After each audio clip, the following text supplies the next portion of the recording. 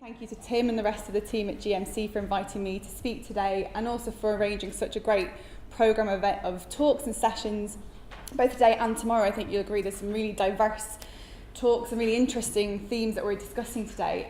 Firstly, please feel free to tweet as much as you would like through the session. Through my talk, you can follow all the various hashtags and Twitter handles. We're trying to create a community, and part of that is communication, so please feel free to promote that.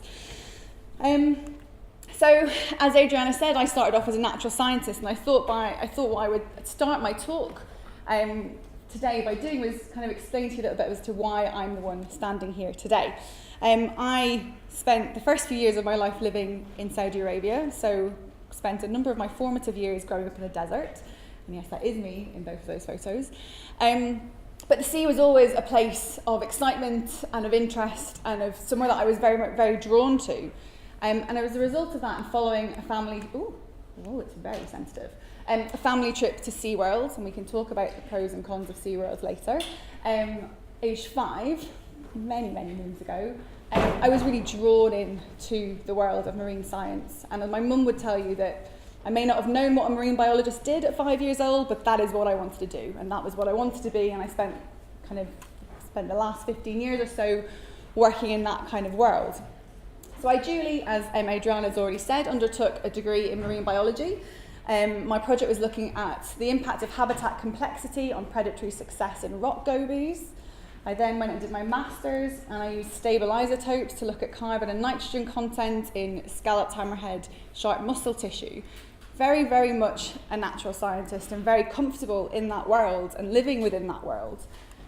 And then in between my master's and then looking for PhDs and kind of the next steps from when I completed my master's, I went and worked on an island called Koh Pratong in the Andaman Sea off Thailand as a research assistant for a company called Nocrates. And about 5 kilometres up that beach, so kind of around here, I had a conversation that basically changed my career path. A very wealthy UK couple who were living in Kuala Lumpur asked me why I couldn't just tell people to stop fishing. And they were referring to the artisanal fishermen that fished from the island that we were staying on. And I remember being amazed by the naivety of that question, even as, at the time, very much a natural scientist, and thinking, it's really not that simple. These people are fishing to feed their kids. Like, it's really quite a complex, complicated situation. And it just struck me that if I wanted to make a difference to the natural world that I cared so much about, maybe I needed to understand the people that lived and worked and kind of interacted with that environment. And so I moved very much into the social sphere, although it's taken me quite a long time to kind of accept that trajectory. Initially, I was quite resistant. But it's been a fascinating journey and something I feel very strongly and passionately about. And so we've already heard today about the connection between society and the sea, and we've talked about it a lot in the sessions that we've had, and we need look no further than where we're sitting and the place that we're in now. So Greenwich obviously has a huge historical maritime connection, our naval history, and the seas have acted as connectors for society across the world, supporting trade, transport, the fishing industry, and then over time that relationship evolved to kind of move away from the provisioning and the functional aspects to recreation and tourism and culture, with the growth of cruise liners, with Victorian seaside resorts being developed to promote the health and well-being benefits of being by the sea. And that's something that we're talking about now. That was something that was recognised many years ago. And that really sort of signalled a shift in the way in which we think or we thought about the sea and how we interacted with it. But moving much more recently to the last 15, 20 years or so, and maybe further back, that relationship seems to have shifted again. And if we take shipping as just one example of how we interact with the sea, I've been reading Rose George's book, Deep Sea and Foreign Going, recently, which I've had for a really long time and had never gotten around to reading. And just started reading it in the last few weeks. And I thought this quote really resonated with that kind of lack of connection and lack of awareness, or reduced awareness from society and the role of the sea in everyday life. She describes shipping and the port industry as being closed off to ordinary citizens, and says that there are no ordinary citizens to witness the workings of an industry that is one of the most fundamental to our daily existence, and that shipping has fueled, if not created, globalization. So she's really talking about and promoting the role and the value of this industry, but actually then questions who looks beyond that television or that fridge or that car that we all take for granted and sees the ship behind it, or even worse, the people that work on those ships and kind of bring those goods into our lives. And finishes by saying how ironic that as the ships have grown in size, their place in our lives and their place in our imagination and our understanding has actually diminished over time. And I thought that really captured that kind of almost that backward shift that we've seen in recent years. But despite that lack of connection, the fact remains that over 50% of our population lives within 50 kilometres of the coastline. So that's 3 billion people across the world live within 50 kilometres of our coast. In Wales, that's higher. In Wales, that's 60% of our population. And 75% of us are interacting with it through livelihoods or through recreation. It's hugely important to everyday life. And those numbers are only set to increase. And obviously with those increases, we have globalization, we have increased development, increased urbanization, and our impacts and the pressure that we as society are putting on the environment are only going to get higher.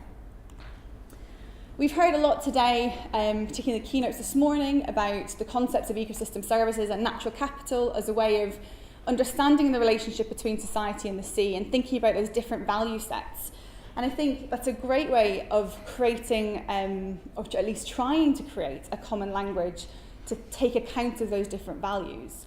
But if we look at the framework that's been put together for the marine and coastal ecosystem services, it's quite a linear process. It kind of goes from the ecosystem, the marine ecosystem and its components over here, to the services it provides and to the benefits, and it's quite stepwise.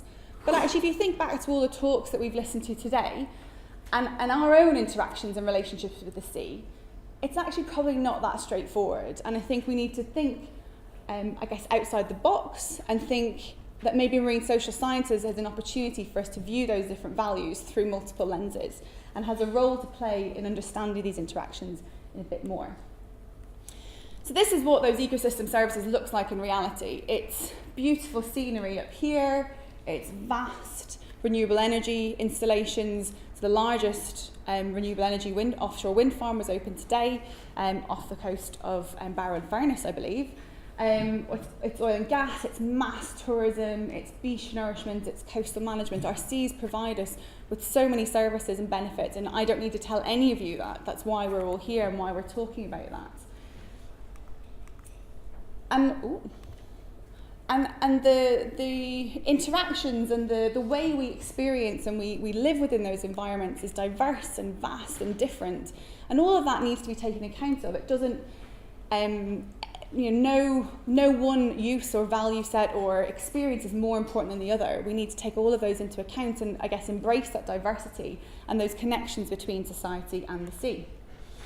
And it's those connections that really create and have the potential to create that positive behaviour change that might move us forward to addressing some of the challenges that face our global seas currently.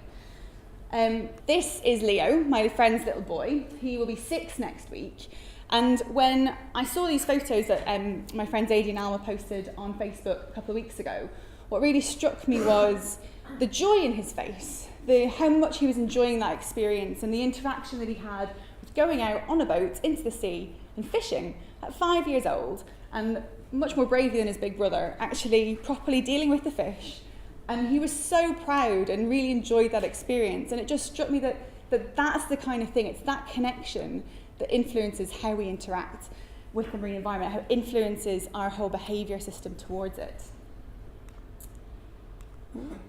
And even if we move away from the sea, moving further inland, it still attracts us. Aquariums remain some of the biggest global attractions in cities worldwide. We're still attracted to the undersea environment and to witness something that we wouldn't ever get access to otherwise. It's still something that draws us to it. And it's if we can capture and harness that interest and that connection, or at least try and create that connection through these kinds of experiences, then maybe we have some opportunity to make those changes that we've all been discussing over the last day. But of course, our impacts on the sea and on the coast are vast. We know that there are so many things that we're doing that are not sustainable, and we need to make changes. This image is one that we've used quite regularly, actually, to kind of illustrate the impact of society in the sea, and it's quite out of date now. It's 2008, so 10 years ago. It'd be quite interesting to see how much that's changed. And so it's not really illustrating any particular industry or any particular use separate specifically. It's looking at human use generally, so shipping, aggregates, fishing, submarine cables, renewable energies, everything that you might think of, and just showing the kind of impact that we are having on our global seas. And you can see that there's very, very little that isn't impacted by society. There are very few spaces where we're not having some sort of impact. And obviously, again, you're aware of that. But that ecological health is what's driving some of our policy development. And we have a responsibility as society to feed into that policy, to then support implementation and to take responsibility and ownership and become stewards for our marine and coastal environment. I tweeted earlier that there was a spoiler of this image in one of the sessions earlier. But I think most of you will have seen this many times over recent months, and I think it's become synonymous with our fight against plastic in our seas. And I think one of the crucial things is, while it's hugely important to understand the impact of plastic on our marine and coastal environments, we also need to be thinking about the solutions and what we can do to change that moving forward. And plastic, although it seems to be what's really captured public imagination at the moment, is not the only challenge facing our seas. We have climate change, sea level rise, loss of habitat, loss of biodiversity. In 2018, it's highly likely that we may actually see the extinction of the vaquita, which is a marine mammal endemic to the waters off Mexico. About 18 months ago, there were less than 30 individuals of the vaquita species left. That's decreased and has largely been due to poor fishing practices, bycatch, and although there have been efforts to try and reverse that and to stop it, they've not been successful as yet. So there are things that, there are a number of challenges that we're facing. But as anybody who knows me will tell you, I'm not one to focus on the negative, and I very much think that there are reasons for us to be positive, and there are reasons that things are changing. The ocean optimism movement is taking off in the last few years, and I think there really are ways in which we can engage society more effectively in all of the science and all of the work that we're doing, and really connect them to our seas. We see that through working with arts, and I know that there are so many really interesting talks that are happening over the next day, but they've already happened today, where artists are working with scientists to communicate these key messages. So this is a great white model made out of plastic that was collected in the States, in the aquarium in New Orleans. And really it's just one of the many examples of working with artists to create messages, to engage society, and to use different types of media to get our science out there and to kind of create that connection between society and the sea. And it's great to see that represented so strongly in the programme today. We've also seen it in culture and music, and the eagle-eyed among you might spot a familiar face in these photos. But recently in London's Notting Hill Carnival, one of the salsa classes used ocean as their theme and represented coral reefs, jellyfish, octopuses, the Mother Ocean being polluted, all through the media of dance, to engage people in a very different way in marine issues and to communicate that to a whole new audience in London.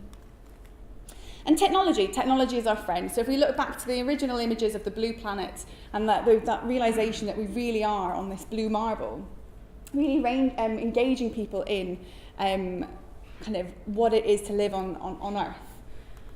And using things like Google Ocean to kind of reach environments and give people exposure to places that they will never see and they will never get access to. Again, it's creating that connection. Blue Planet 2 has been a fantastic showpiece for our global seas and for some of the issues facing it. And obviously we've had that massive public response in terms of addressing plastics. And so there are real opportunities to engage and harness new media to work with and communicate our science. And if we think of our lives as researchers, our funding bodies are increasingly calling for us to do outreach and to work with the public to engage them in the science that we're doing. And that's something that's becoming increasingly part and parcel of being a researcher. And these are some of the work that's been done by colleagues of mine in Cardiff on the CoastWeb project. And then citizen science programmes are constantly evolving and constantly developing to engage people and get them thinking about how they can contribute and become a part of the solution, not just part of the problem to some of these challenges. Giving people a feeling that they can actually do something and they can make a difference. And I think that's one of the challenges that we need to be aware of, that often it's a feeling of helplessness, that people feel that they can't do anything to make a difference. And these sorts of programmes really help address that.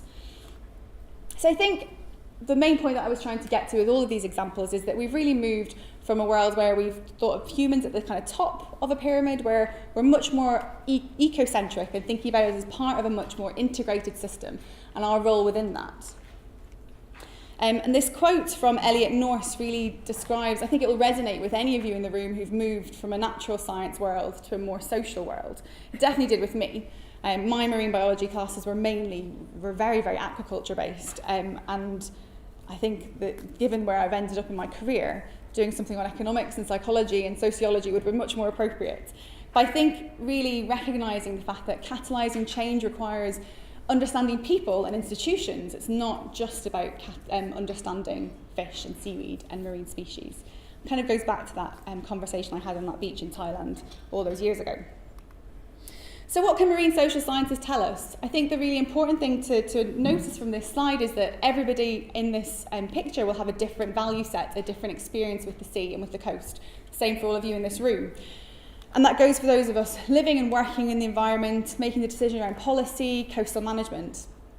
And it's important to take account of all of those different value sets and all of the factors that might influence those. So gender, their experience of the sea, that maybe their fear or cultural aspects, where they've lived or recreated or gone on holiday, how that's influenced how they've grown up with the sea in their lives, their value set, their socioeconomic background. And again, marine social sciences is a way, a pathway to understanding all of those different factors. So while we talk about marine social science as a big umbrella term, it's important to recognise that there are a number of different facets to that, and multiple different disciplines that we need to take account of within those conversations. So there's stewardship, there's arts, there's a thought of sea blindness, ocean citizenship, marine citizenship rather, and ocean literacy, well-being, economics, and all of this heritage comes underneath that umbrella term of marine social sciences and how we interact and behave and connect to the marine and coastal environment. If we look at our policy world in the UK, we're moving to a world where our high-level legislation, our marine plans, are starting to take increasing account of the societal relationships with the sea, with more and more emphasis on sustainable development, sustainable communities, health and well-being. In Wales, we have the Wellbeing of Future Generations Act, which underpins all of our decisions, including our National Marine Plan. And so these things are starting to come to the fore, and so they're starting to be an increase in the political will, and you've had a spoiler. But we've also seen that on the international frame, where we have the Sustainable Development Goals, and obviously there are more than just the 5 I've put there, but obviously SDG 14 is going to be one of the most crucial, but we also have an opportunity to use marine social sciences to support action against climate change, blue growth initiatives to support poverty and sustainable communities, working in partnership across all of these sectors and disciplines that I've mentioned. And we've heard today already that the public interest in the marine environment and in the seas in general has really kind of hit the highest in recent memory. We've seen a number of different initiatives that have happened over recent months. They've really shown the kind of increase in ownership and desire to make positive changes. And from a research perspective, the awareness of needing to be more interdisciplinary, connecting across sectors and working together to understand those diverse and different value sets is coming out more and more.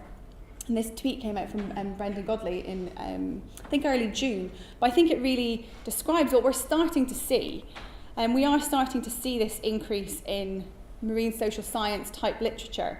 And these are just some of the examples. So we have the impact of recreation, we have topics on climate change, public perceptions, marine renewables, I need the sea and the sea needs me. So that really kind of emotional connection to the sea. Understanding that we have different audiences. So we are seeing that rise in that kind of public perceptions and marine social science research. And if we take public perceptions as just one facet of marine social sciences, and there's some work that I've been doing with a colleague at the RSPB, it's being led by Rebecca Jefferson, and other colleagues at WCMC in Cambridge. And we've done some work to actually do a global review of all of the public perceptions research, caveat all, like we probably, sample sizes and all that, but we've looked at over 350 papers, and you can see that from the late 1980s, that trajectory of research in this area that's been published is only increasing. So the 2017 number that you can see here, this only went up as far as June 2017. So you would imagine that actually you'd have half as much again. So we are really seeing that upward trajectory in this research field, but there are gaps. So this map, it's a bit fuzzy, apologies for that, but this map shows where the focus of that research has been. And you can see the darker the colour, that's where the more studies that have been conducted in that area. So we have Australia, North America, some in Brazil, Northern Europe, the UK. But other than that, there's actually quite a lot still to be done. In terms of the methods being used, it's dominated by questionnaires and interviews as a main method of eliciting those values and those connections to the marine and coastal environment. And I think we've already heard today about all the different emergent and innovative techniques to communicate and work with communities, and we'll hear more about those tomorrow. So I think there's a real opportunity for us to embrace some of those growing and kind of new techniques coming out of the work we're doing with arts and humanities as well as the social sciences. When you look at the topics and the themes that are being researched, this image here shows the top 6, and it's the number of publications that have been done on each topic rather than the percentages. But it's the sexy and the trendy and the charismatic species. So it's coral, it's marine mammals, it's marine protected areas. And you have up to just under 50 papers of the ones we reviewed looked at coral. Whereas if you look down here, this is the lowest 6.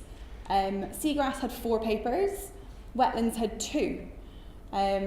Birds had 7, seabirds had 7. And so it's just interesting to see that kind of difference in where our focus is in terms of our research effort. So there are gaps and we have an opportunity to fill them. So coming around to the Marine Social Sciences Network, this kind of evolved from a workshop that I hosted through the Royal Geographical Society in January. We had 35 stakeholders from across the UK representing government, so we had DEFRA, the MMO, WWF, the Crown Estate, UNEP WCMC, Future Earth Coast, a number of different organisations come in and engage with us, including the coastal partnerships, universities, consultants. And really the first thing was to say, how can we look at how social sciences are being used to frame and support marine and coastal management? And how can we work together to better promote this? What can we do? Is there scope for developing a marine social sciences network in the UK initially? So this group identified some challenges and some gaps in the work we've been doing so far. So they felt that there was an identity issue across marine social sciences, and that actually people didn't know where they fit or if they could fit in that kind of umbrella term, that our research and our evidence was possibly felt to be undervalued by those in decision-making positions. There was a lack of funding to support research and also to support the development of a network and to develop collaborations. There's a gap in not only evidence but also in capacity, particularly in government bodies and in organisations that were involved in decision making, although that has been changing. We needed to improve connectivity across the network, so there's very much a feeling that although marine social sciences more broadly is happening and it's growing, that it was very fragmented and there needed to be some sort of better connection across that. And also some calls for standardisation, which has its pros and cons.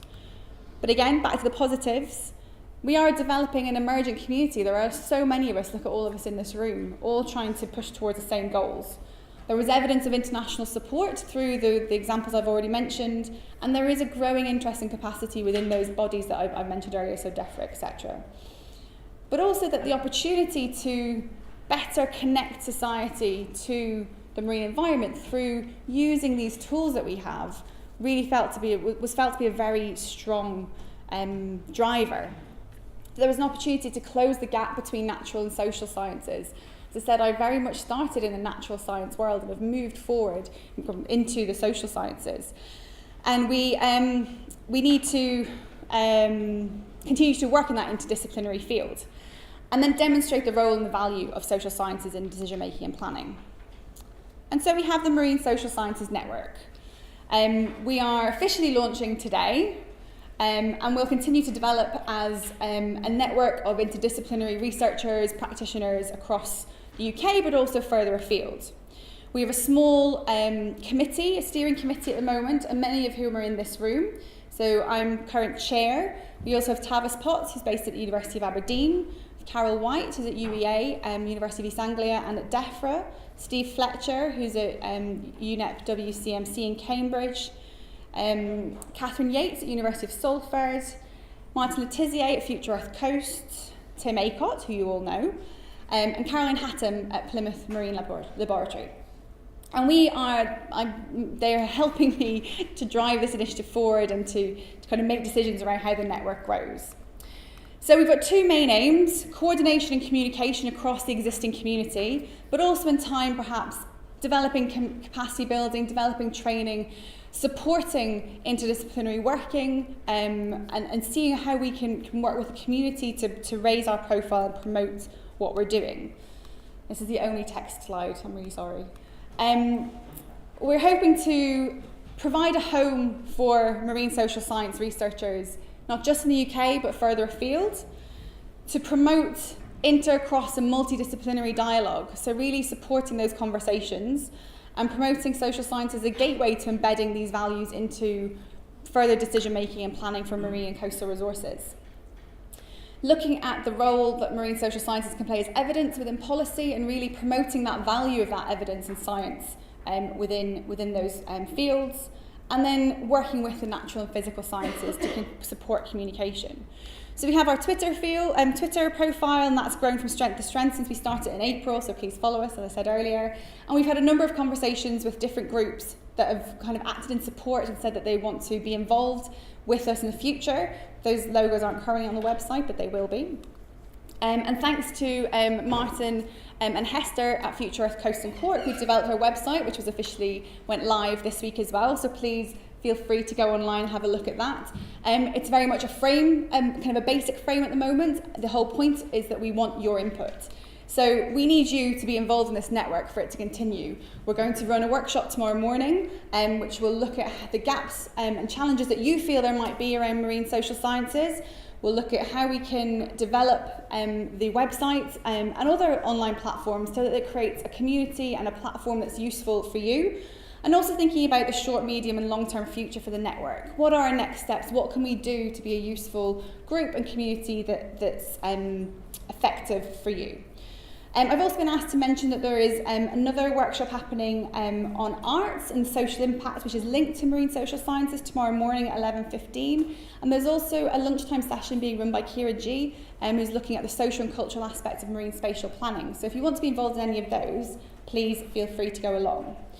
So just to close and bring us back to the fact that no matter where we are, no matter where we are on the planet, how we live or interact with the sea, we are all connected to it very much, and we need to continue to grow those connections and understand those across society to help us develop effective change and solutions to the global challenges we have ahead. If you want any more information, please feel free to email me. You can follow us on Twitter, as I said, and also look online as we continue to grow the website. Thank you very much.